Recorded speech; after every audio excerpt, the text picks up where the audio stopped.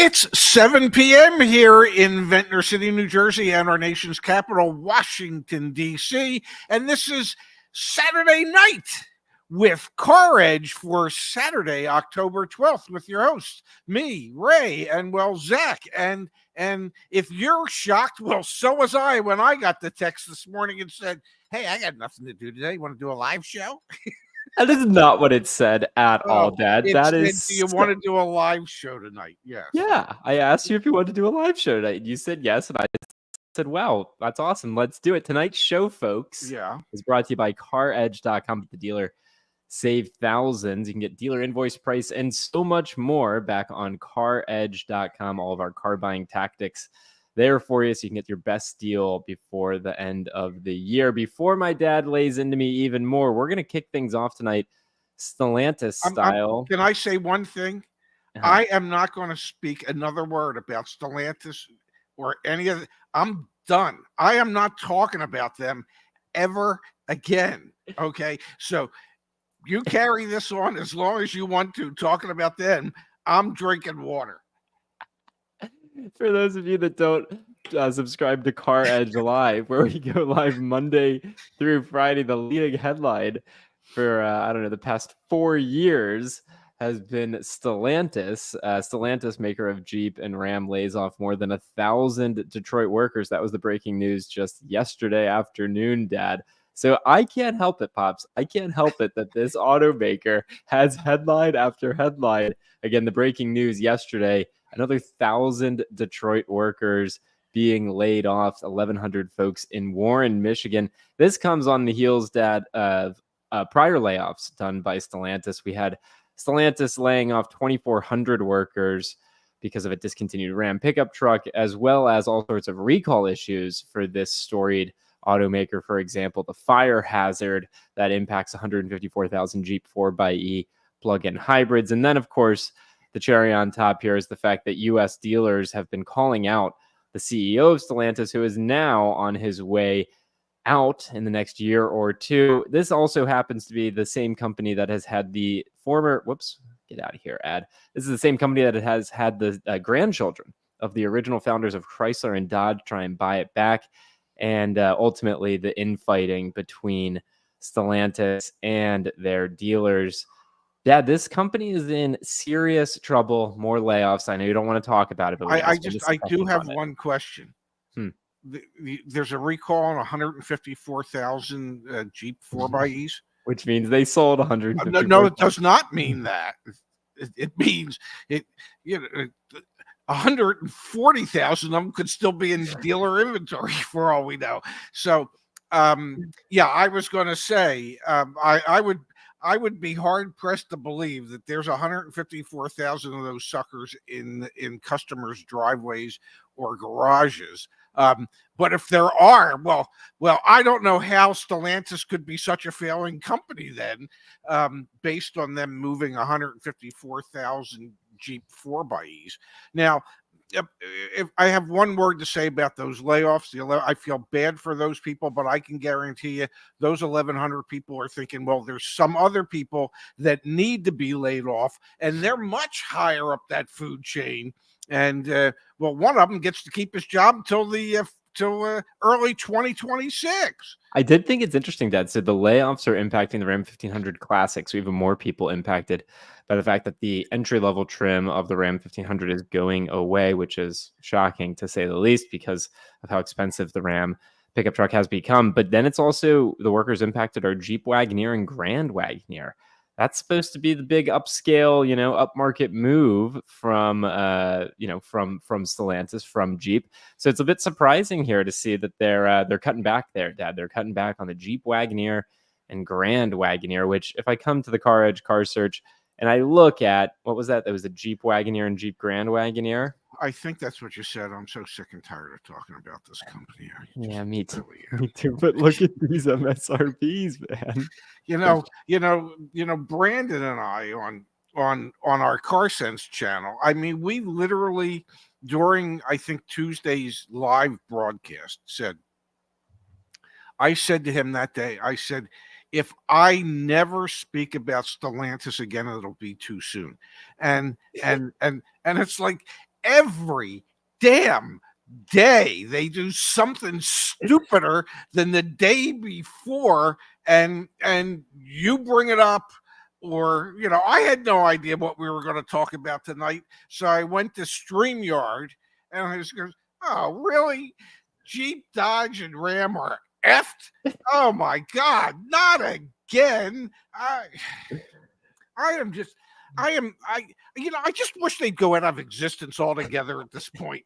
So we can so when we refer to the lost automotive continent of Stellantis, it actually will be the lost automotive continent of Stellantis. I'm tired of them. I am just tired of them. Let's switch gears then, Pops. You published, or Justin on our team published just the other day, a guide talking about expectations for car deals heading into the end of the year and into next year. So I'm going to pull that up on the screen. I'm going to caredge.com under research. We've got the blog right here. Year-end car deals will be huge in 2024, but some should just buy now. Justin took a stab at trying to prognosticate what year-end car deals are going to look like here.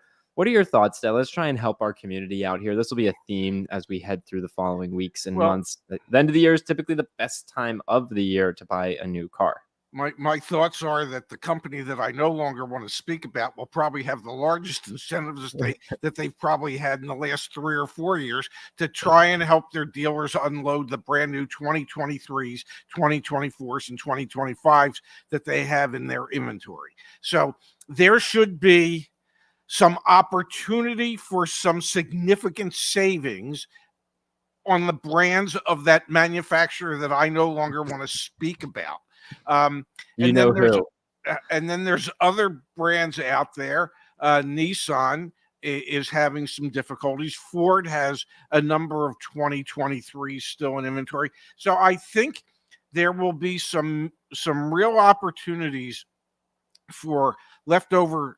You shouldn't have any leftover 2023s, but for those that are out there, there should be some real opportunities on those. There'll probably be some really good opportunities on the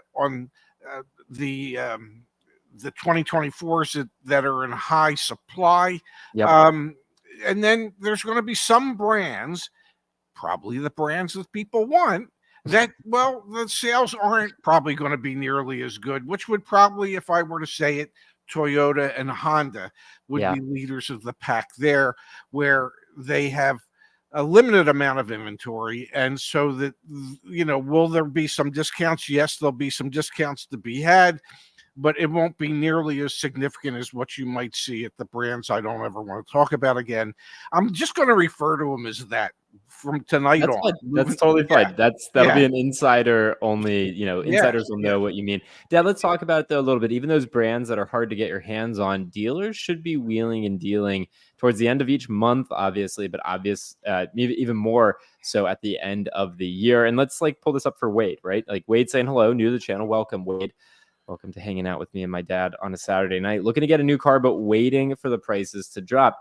You might not even see that Toyota or that Honda or that Subaru advertised at a super aggressive price end of October, end of November, end of December. But when you've got 3 or 4 dealers that you've got competing against one another, that's how you can, if you time it right, that's how you can see the quote unquote price drop, right? You sold cars for 40 plus years, Dad. That's what happens at the end of the month, isn't it? Well, it is, because every month, at the end of the month, you have sales goals that you have to reach that were set at the beginning of the month. And then, the last 4 or 5 days of the month, you realize, damn it, we're running out of time here. Okay, so what do? So you start taking some poopier deals and well, I can't say what I want to say. Yeah. And so you take these really poopy deals just to make the deal so you can hit the numbers you were trying to hit, that you had forecast for your owner, or you had forecast for your factory rep. And so there's a greater sense of having to accomplish something towards the end of the month. Now, the last week of December is typically, in my experience at new car dealerships, is one of the busiest weeks, if not the busiest week of the year. From Christmas to New Year's, it's just like everybody's pushing to hit their year-end goals, their Yep. quarter-end goals, and their month-end goals. And typically, historically, the manufacturers place the greatest amount of incentives on their sales that month, in the month of December. Perhaps it's November and December, but the dealers really start to get crazy that last week of the month. So, having said that, you should be able to find some deals. Though there should I be think some. you should expect to work for some deals though. It's like Yes, really what it is. Yeah.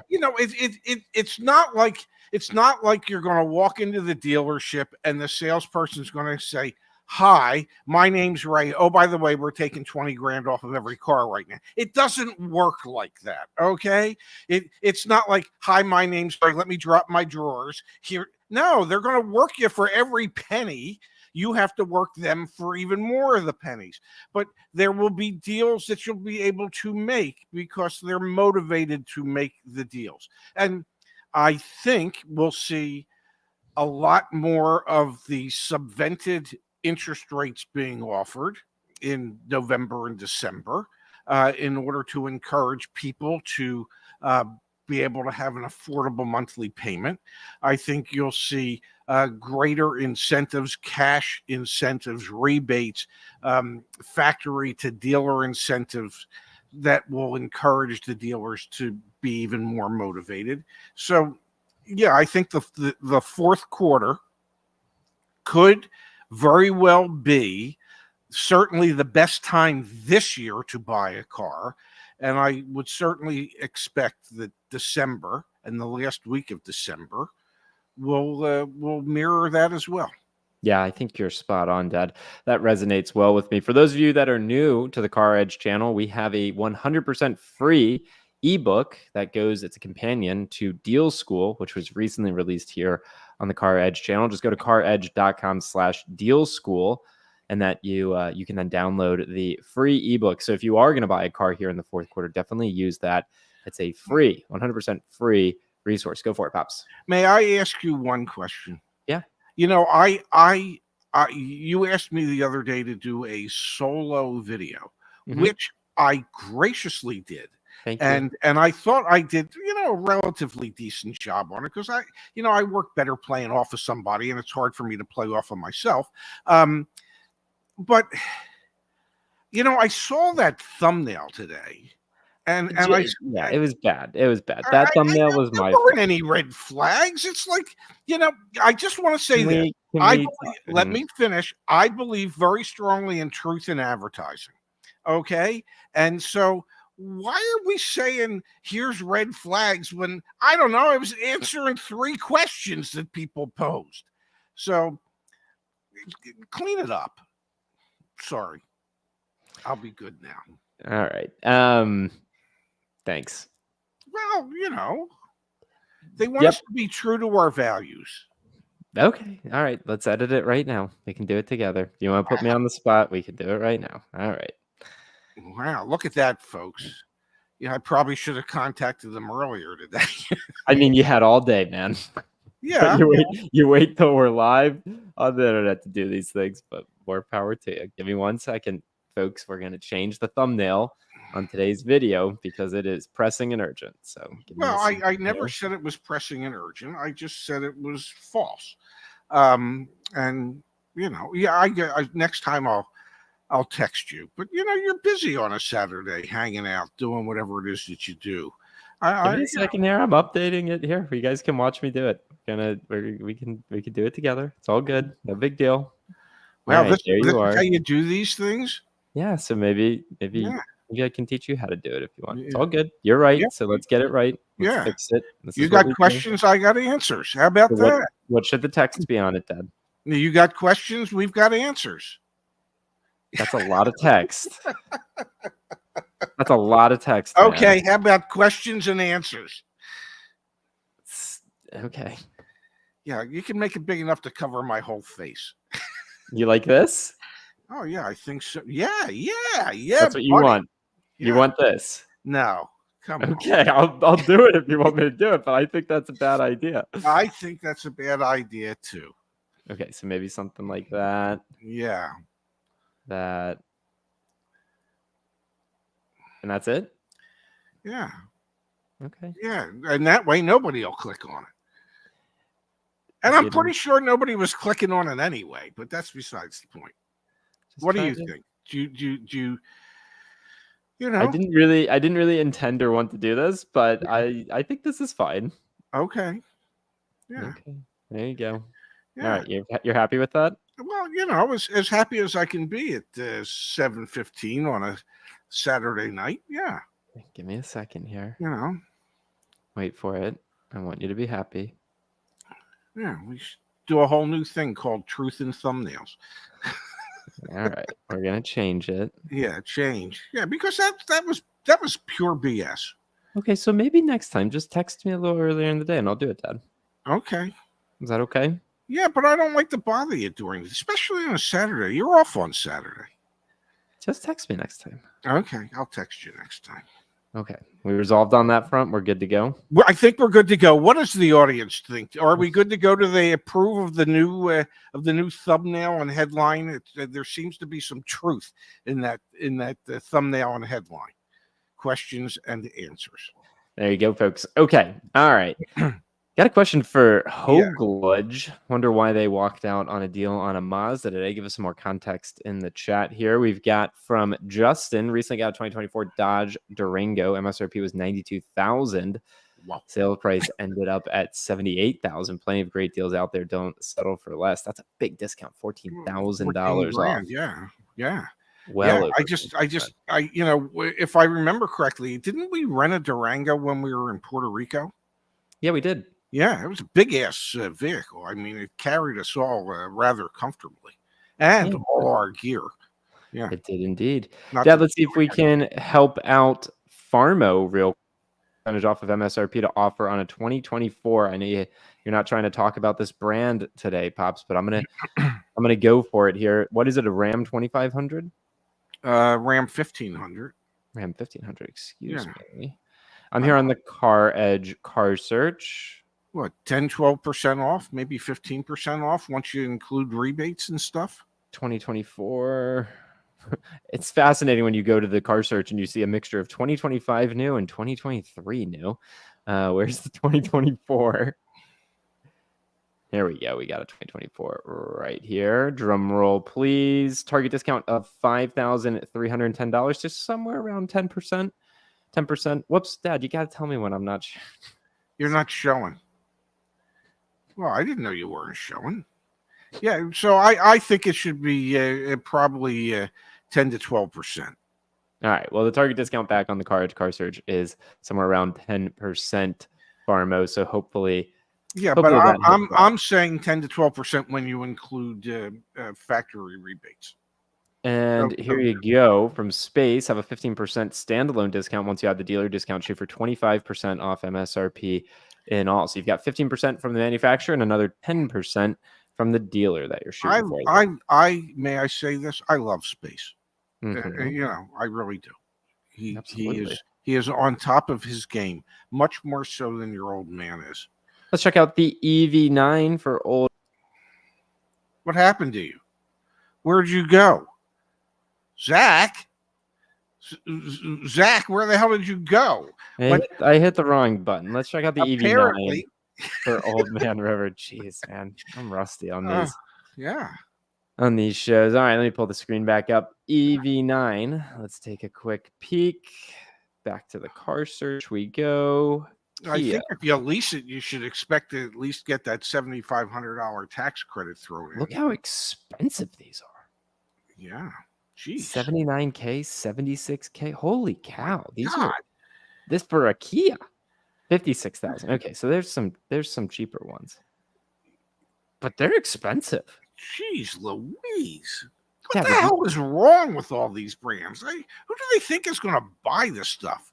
Dad, would you pay $70,000 for a Kia?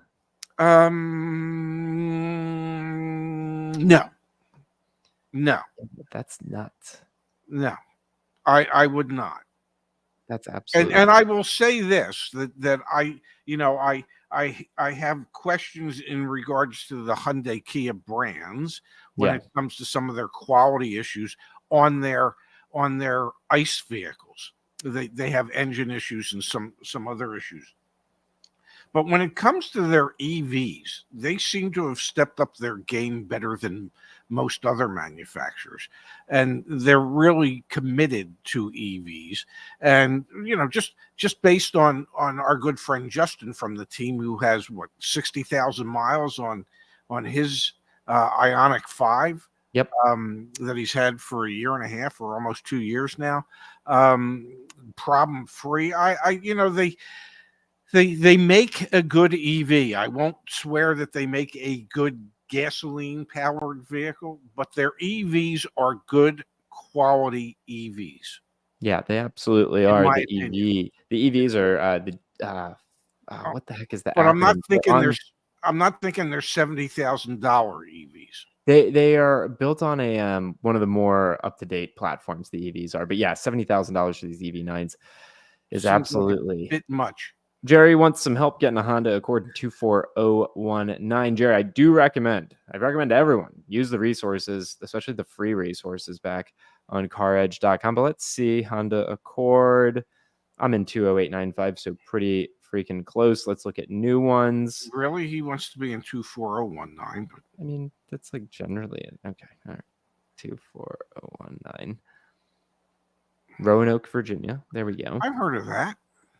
You can see here invoice price on these, about a $1,500, almost $2,000 spread. Shoot for a $1,500 discount. Market day supply of 44 is super low. It's not a lot sitting out there. There you go. Hope that helps, Jerry. Hope that does as well. We've got here. I do have one question for Jerry. Was it hard? Is it hard going through life with two first names? We'll wait to hear back from Jerry on that. Please let us know.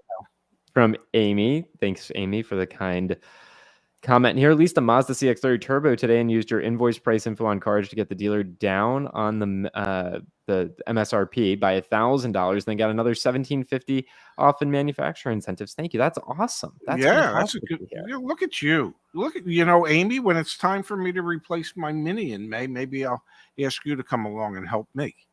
It is interesting though, Dad. Right? Like it's a mixture of a dealer discount, getting the dealer to come down off of MSRP, and then the manufacturer incentives. There's a lot of dealers that are going to be trying to convince customers, hey, look, you're getting $1,750 off. No, you're not. You're getting a rebate from the manufacturer. There's a difference between manufacturer rebate and dealer discount.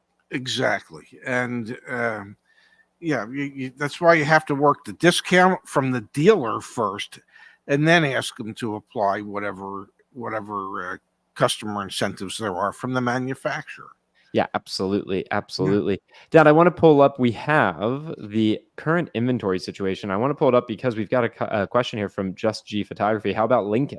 Yeah. Which had a great deal by the end of the year. So when we think about which brands are going to have the biggest and best deals, you can really start to think about, and the most negotiability, you can start to think about brands on the right of this chart that have the highest levels of inventory are going to be the ones that are most negotiable, and the brands on the left are going to be the least negotiable. So the ones that are the least will be Lexus, Toyota, Honda, Subaru, Tesla, Kia, Acura, Volkswagen.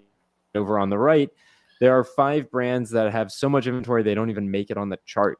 Lincoln is one of them, then Alfa, Ram, Jaguar, and Mini. So I would imagine that the Lincoln deals are going to be really, really strong here at the end of the year. There's a massive oversupply of Lincolns out there. They have more than double the national average of day supply. So, yeah, you should be able to work a good deal on any of those brands, including Mini. And just from what I can gather, based on how Mini's inventories getting a little haywire, is that people are not as enthralled with the new style as Mini had hoped. Yeah, that's a challenge that they're going to be facing for a little while here. If those Minis aren't selling, then they're going to have to discount the prices. They don't really have much of a choice. And they'll do it, and Mini will throw money at it. Unlike the manufacturer of which I never want to speak again. Mini will be kind enough and gracious enough to actually throw money at it because, well, they're a division of BMW, and BMW is known for years that the more money you can throw at it, the easier it becomes for the dealers to get rid of the inventory. So you're preaching to the choir, Dad. I've seen those BMW lease incentives just trying to get people into new cars. I see a bunch of questions coming in for all sorts of brands. I want to remind everyone, you can go to CarEdge.com right here on the homepage, choose the vehicle that you're interested in. So, for example, I saw someone asking about the Jeep Gladiator. Put in your zip code, hit that little button, go through that form on that following page, and then you'll ultimately land on the success screen. Congrats, you're one step closer to your dream car. This page has all the information you're ever going to need to purchase that new vehicle. If I scroll down here, Dad, we've got everything about that particular vehicle that you're interested in. For example, where it ranks in terms of its cost of ownership, estimated 5 years cost to own, all that information, as well as our car buying guide. So when the dealers start calling you, here are all the things that you need to be prepared for. When they say this, you say that, all sorts of different scenarios, as well as how to review your offers, finalize your deal, and a car buying checklist. And this car buying checklist is expansive, man. We go on and on and on. It has all of the links back to our latest and greatest materials. And then, Dad, if I scroll all the way down on the page, where is it? About I don't know. I get all of the invoice pricing for that vehicle as well, all the different trim levels, and I can see other deals that CarEdge community members have gotten as well. So much great information here, all available for free. All you got to do is go to CarEdge.com, fill out that information, and you can get your hands on it. And if you're disinterested in doing all of the work that is entailed, what I was just kind of talking about, just go to caredge.com/concierge and you can work with our car buying service or leasing service. Works for new or used vehicles. Just pay us and we'll do it all for you. Okay. So just wanted to make everyone aware. We may not be able to get to all the questions and things coming up tonight, but there's a host of services and free resources there at your disposal to help you out. And to add on to this, if you were to use our concierge services, what happens if you receive the vehicle and you don't like the way it drives? Are you stuck with it? The answer to that would be yes.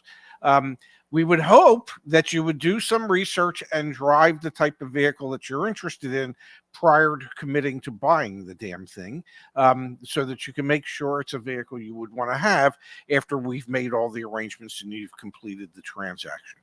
Yeah, absolutely. Definitely test drive cars, new or used, especially used, before you buy them. Dad, let's help out Honda Pro real quick. How much should a used Honda Civic 2010 with 150,000 miles on it cost? We have resources for that as well. What I'm going to do here is go to the car search real quick. Let me pull this up on the screen and let's find ourselves a 2010 Honda Civic with about those miles on it. Yeah, what's that worth? $8,000, $7,000, $6,000? Let's see here. Wait a second. 2010. I might need to go. Oh, there are 5 of them near Roanoke, Virginia. But let's go nationwide, actually. So let's not do this just in Roanoke. Okay, we said 150,000 miles on the odometer? Yes. Bum, bum, bum. I could use the miles sort. Let's just do this one that's got 144,000 miles on it. Certainly close enough. Yeah, so you can see here, $6,999 selling price. But do we know if that's a fair price to pay? The thing that I'm thinking we do, Dad, I don't know how you feel about it, but I'm thinking we look at Black Book. What do you think? Sure. So let's plug that in here. 144,000 miles. We're in Virginia. Drum roll, please. We got a little glitch going on the website, but nothing that we can't handle. You can see here, Dad, the private party, the trade-in, and the retail value for this vehicle. So what did you say you think it's worth? I was saying $6,000, $7,000, $8,000 is probably what dealers are asking for them. So, we've got the private sale value at $5,300, the retail value at $6,200. So, you can use, the Black Book information here to help make sense of what's a fair price. But yeah, I'd say actually a little bit less than that. Maybe it's like $5,000 to $6,000 is a fair price. Yeah. And on a wholesale level, maybe it's the kind of car that would work on Brandon's lot. It's absolutely the type of car that would work on that you would expect to find on his lot. Absolutely. We've got here Dad from Arturo. Thank you, Arturo. Hi, Zach and Ray and CarEdge team. Just wanted to show my appreciation for what you guys do. I know you get a lot of crap for clickbait titles, but you offer so much useful information. Thanks, Arturo. We appreciate that. And from Dan, I suspect most are being priced out of the new market. Go to private dealer or used dealer. You really don't want to get buried in negative equity. We recently did the negative equity study, Dad, and we know 1 out of every 3 people out there, based on our study, that's Yes. been cited all over the place, are in a negative equity position. So does it make more sense if you're priced out of the new car market to go buy a used car? Aren't used car prices still pretty elevated, pretty high right now? They are for 2 and 3-year-old younger, lower mileage vehicles. Those are Yeah. still at a premium. Dealers have to pay up to get them, which means they're going to ask their customers to pay up to get them. So oftentimes, you might actually be better off, dollars and cents wise, springing for a few extra dollars and going for the new car rather than paying a little too much for one of those pre-owned cars. Which is kind of, antithetical to the old adage that you get a better value by going used. But Typically, today's world, you do, but there is there is a shortage of lease returns by about Yeah. 1 million vehicles a year for the next 2 years, and that's going to impact, because lease returns are typically 2 to 3-year-old vehicles with low miles.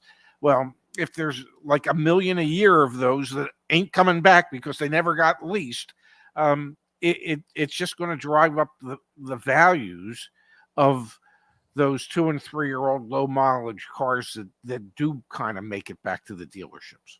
Yeah.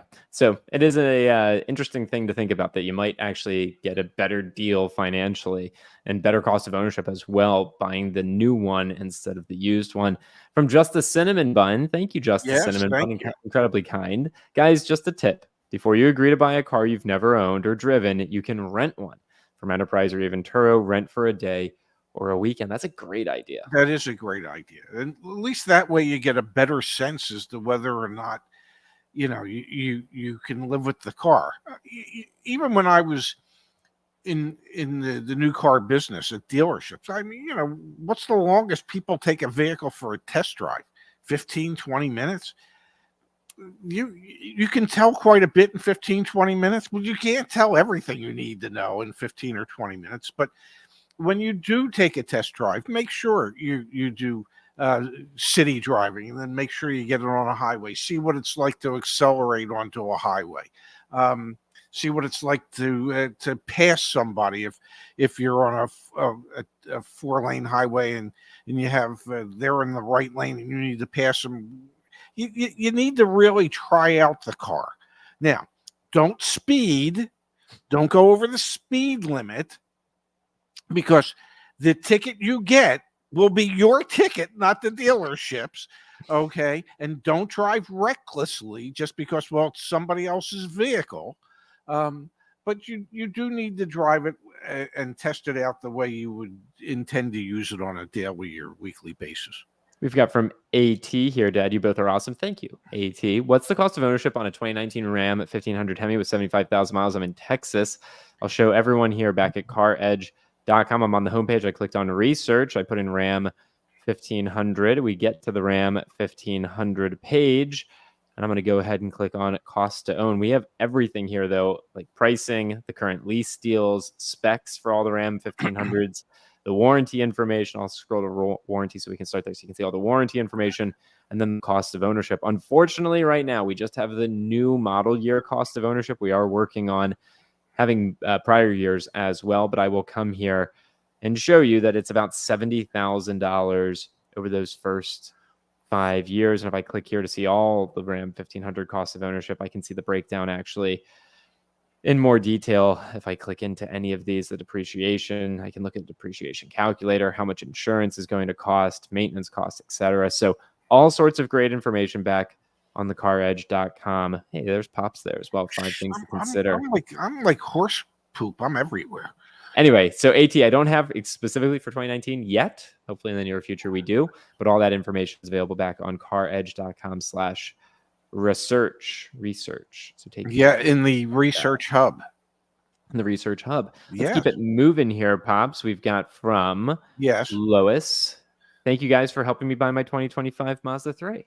That's got to feel good. Yeah, I don't know what we did, but it was our pleasure. Yeah, that is awesome. No, it And is. then we've got from Jerry, who's been active tonight with us. I'm new to your channel, but was instantly hooked with all the great information you share. I almost look forward to the next time I step on a car lot with all this info. That's got to make you feel warm and fuzzy, Pops. Well, it does, especially the fact that he almost looks forward to it. And I don't blame him for almost. I mean, you can feel ready for battle and you can feel prepared, but still, do you really want to have to go through that? So, to almost looking forward to it, I understand that. And then we've got here from JV7243, trying to help my senior neighbor buy a new Toyota Land Cruiser base model. What's a good percent off MSRP to ask for? Don't think they're transacting below MSRP right now. I don't know. I don't know. The base model might, because the base model is probably not as desirable for most people. Most people would probably want the next trim level or the trim level above that up. Just a guess. I don't think there are many of these on the ground. Let's go to the car search Let's look and see what the target. I mean, there's 5,000 of them nationwide. Let me get rid of in transit. Give me 1 second here. There's 3,750 on dealer lots right now. So there's just not that many Land Can you Cruisers. sort by a base model? Let's just look at base. There's 633 base. Now let me just do new. There's 181 new ones, Dad, that are the base trim nationwide. How much that are not in transit? Yeah. How much are they? $71,000. Oh my God. Well, if you really want to help your senior neighbor, tell them to get something else. And not spend $71,000 for a base vehicle. Yeah, I don't think you're going to really be getting much off of MSRP on those Toyotas. I really don't think so. Yeah. Maybe they have an AARP discount. Yeah, they sell at MSRP is what we're hearing. There you have it. All right, we've got here, Dad, from SZO Panther. Will the research pages eventually break down the hybrid styles of vehicles, Sportage, the Tucson, etc.? I would expect different from the gas models. Yeah, that's a great idea. I know we're still trying to add a bunch of models as well, so a ton of work going on that front, but I think breaking it down by powertrain is a fantastic idea. I will bring that up with the team. Thank you for the suggestion. We've got from 25-8 Coffee. Great content, folks, gentlemen. Learned a lot these last 2 weeks. Today, I got the out the door price on a 2024 Chevy Blazer EV. What should my next action step?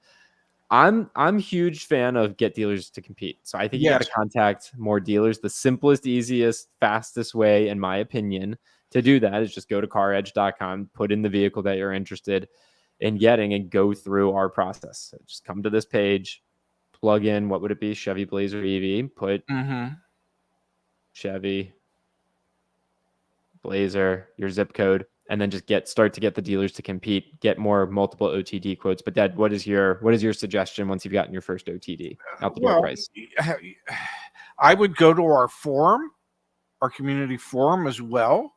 See what others have been, ask in the community forum what type of deals others have been able to get on the Blazer. Well, EV. You got to remember, Dad, you can see the actual deals that our CarEdge concierges and community have gotten. I'll pull up the page, but that's on the success page after you go through everything here. So I'm just making you aware of that. So take a look at what people have been doing, and then see how your out the door number that you got stacks up against what others have been getting, and then it's time to make a counter offer. And you do that silly dance that customers and car people both hate. You've got from Space here 9% off MSRP, but it takes work. Ain't that the truth? All these things take work. Don't they? Yes. Yeah. Anything worth getting takes work. We've got here from Fettings Disputed. Is now a good time to buy a used Jeep Grand Cherokee given Stellantis' issues, or just new? I don't think we're seeing we're seeing depreciation in used cars in general, and probably more so amongst Jeeps, Rams, etc. But I don't think there's some big sell-off like we're anticipating or seeing 25% off MSRP on some of the Ram and Jeep products. So I don't know if it's inherently a great time to be in the market for a used Jeep. What do you think? Well, they depreciate rather well. Jeeps don't depreciate quite as rapidly as some of the other brands of that manufacturer that I no longer want to mention. Uh, um, but there could be some significant savings on a pre-owned one with low miles. Maybe even perhaps a retired service loaner. Just a Yeah, thought. that's a good option. Yeah, where you could try and work them on price. Yeah, absolutely. Yeah. Well, Pops, if it's okay with you, I think we call it a Saturday night. It's the first time back in a long while, but it was fun to tune in and spend some time with you on a Saturday night. For those of you in our community that like seeing us go live, you can join us Monday through Friday over on the CarEdge live channel. You got any parting shots, Pops? When's the next time we should look forward to a Saturday night? I don't have an answer to that, Are we, but if are we going to do it once a quarter, once a month, I once a year? still don't have an answer, so you can keep asking, but I don't know. Do you know? Yeah. Next time you don't have a date for a Saturday night would be my guess. It's just a guess. I don't know. Just a thought. No? We'll be back, folks. Have a great weekend.